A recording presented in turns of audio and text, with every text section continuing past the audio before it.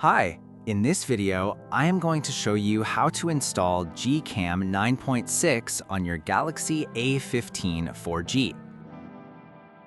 Step 1. Tap the first link in the description to open the article. Step 2.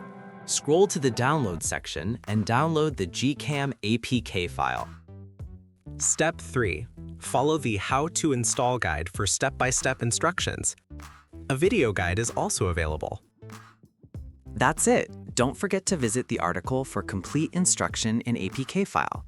Lastly, here's some GCam versus stock camera app comparison.